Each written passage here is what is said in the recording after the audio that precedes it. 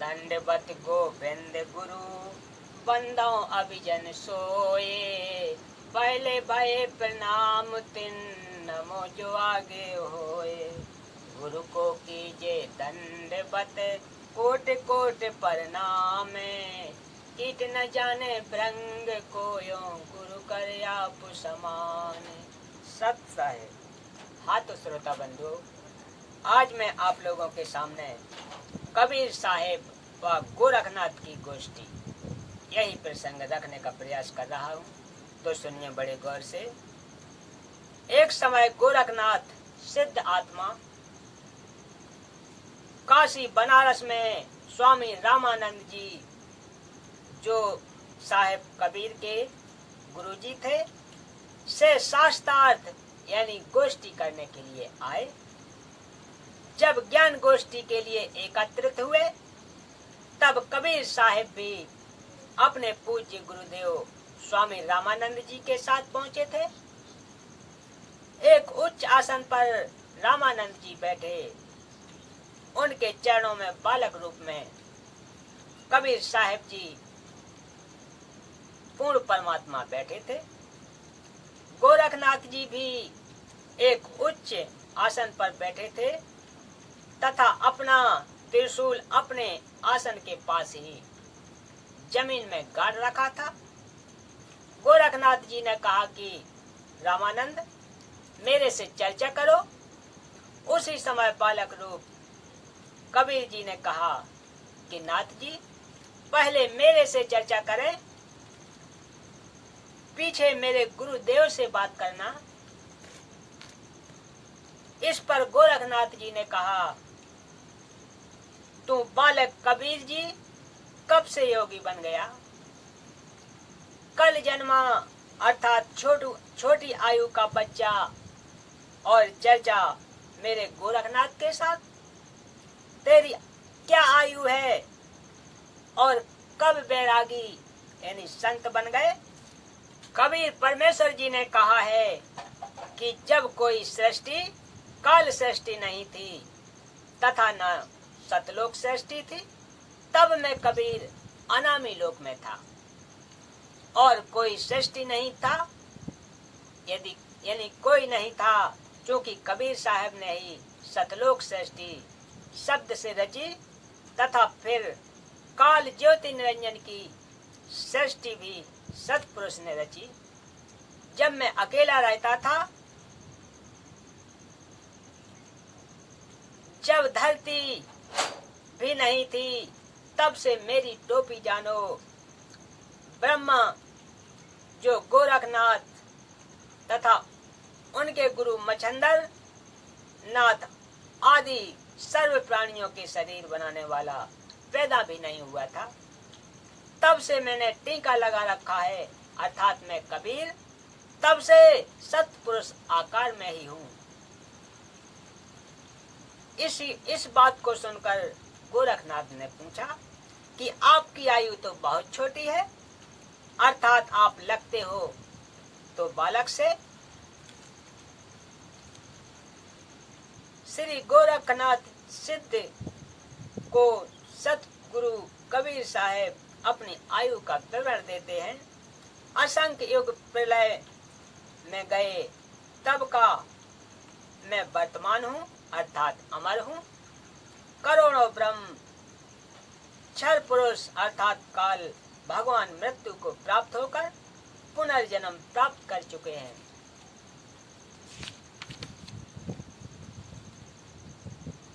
यह सुनकर गोरखनाथ जी जमीन में गड़े लगभग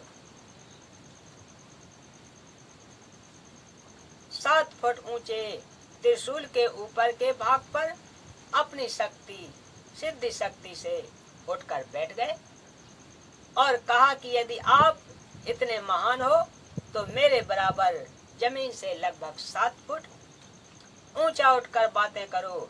यह सुनकर कबीर साहब बोले कि नाथ जी, ज्ञान गोष्ठी के लिए आए हैं, न कि नाटकबाजी करने के लिए।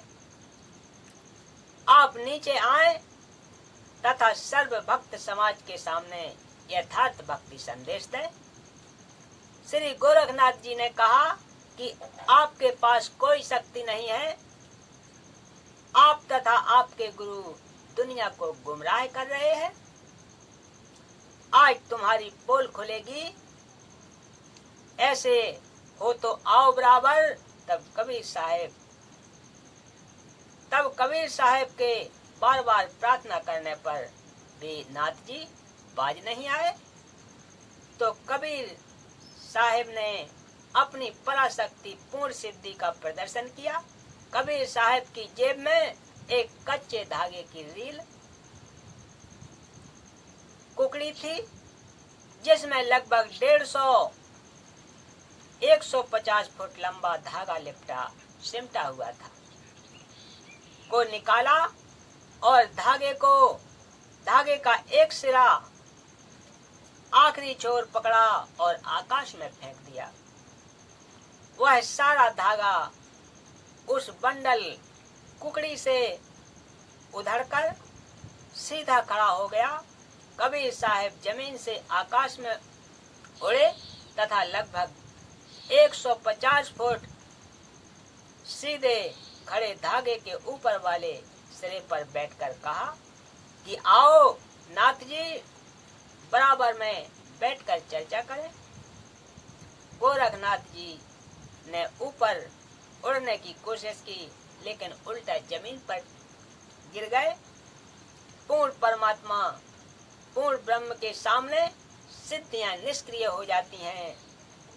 जब गोरखनाथ जी की कोई कोशिश सफल नहीं हुई, तब जान गए कि यह कोई मामूली भक्त या संत नहीं है, जरूर कोई अवतार ब्रह्मा विष्णु महेश में से है।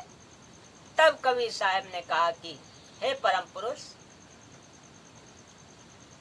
कृपया नीचे आए और अपने दास पर कृपा करके अपना परिचय दें। आप कौन शक्ति हो, किस लोक से आना हुआ। तब कबीर साहब नीचे आए और कहा, गोरखनाथ जी, मैं तो अविगत स्थान, जिसकी गति भेद कोई नहीं जानता, उस सतलोक से आया हूँ। मैं तो स्वयं शक्ति से बालक रूप बनाकर काशी बनारस में एक लहरतारा तालाब में कमल के फूल पर प्रकट हुआ हूँ। वहाँ पर नीरू नीमा नामक जुलाहा दंपत्ति को मिला, जो मुझे अपने घर ले आया। मेरे कोई माता पिता नहीं है, ना ही कोई घर दासी है, और जो उस परमात्मा का वास्तविक नाम है वही कबीर मेरा नाम है। आपका ज्योति स्वरूप, जिसे आप अलख निरंजन निराकार भगवान कहते हो, वह ब्रह्म भी मेरा ही जाप करता है। मैं सत्य नाम का जाप करने वाले साधक को प्राप्त होता हूँ, अर्थात वही मेरे विषय में सही जानता है। हाड़ चाम तथा लहू रक्त से बना मेरा शरीर नहीं है।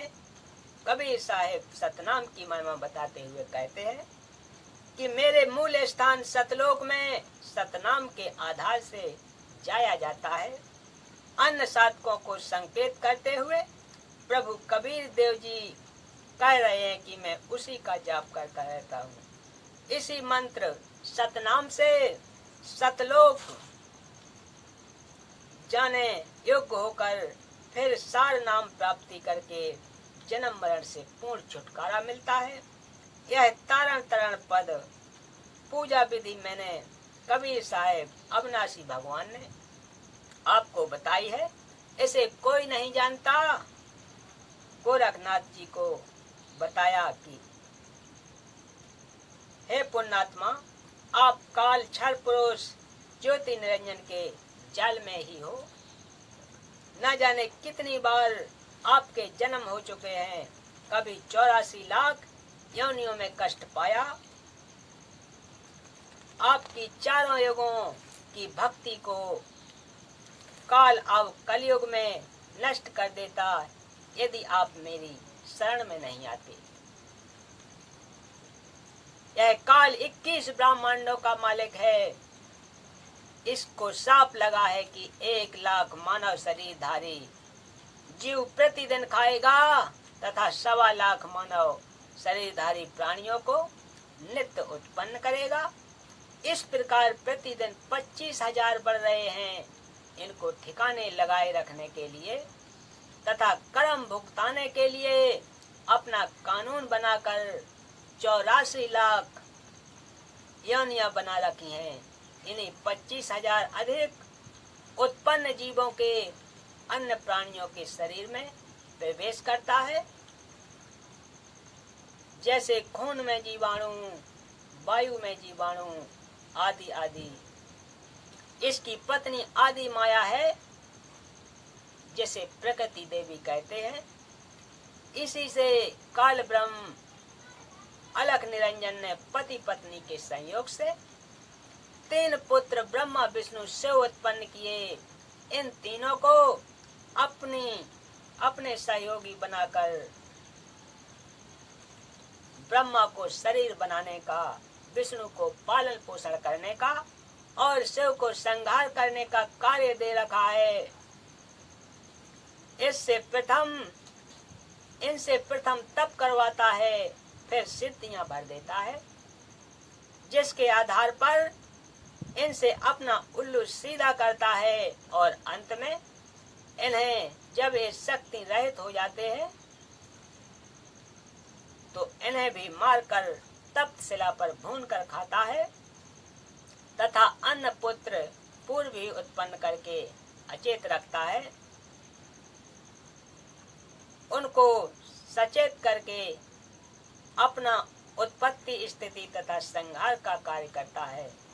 ऐसे अपने काल लोक को चला रहा है। इन सब से ऊपर पूर्ण परमात्मा है, उसका ही अवतार मुझ कबीर परमेश्वर को जान। गोरखनाथ के मन में विश्वास हो गया कि कोई शक्ति है जो कुल का मालिक है। गोरखनाथ ने कहा कि मेरी एक शक्ति और देखो। यह कहकर गंगा की ओर चल पड़ा। सर्व दर्शकों की भीड़ भी साध हो चली। लगभग 500 फुट गंगा नदी थी। उसमें जाकर छलांग लगाते हुए कहा कि मुझे ढूंढ लो, फिर मैं आपका शिष्य बन जाऊंगा। गोरखनाथ मछली बन गए। कबीर साहब ने उसी मछली को पानी से बाहर निकालकर सबके सामने गोरखनाथ बना दिया। तब गोरखनाथ जी ने परमेश्वर कबीर जी को पूर्ण परमात्मा स्वीकार किया और शिष्य बने। परमेश्वर कबीर जी से सत्य नाम लेकर भक्ति की तथा सिद्धियां प्राप्त करने वाली साधना त्याग दी। बोलो सत्य गुरुदेव की जय।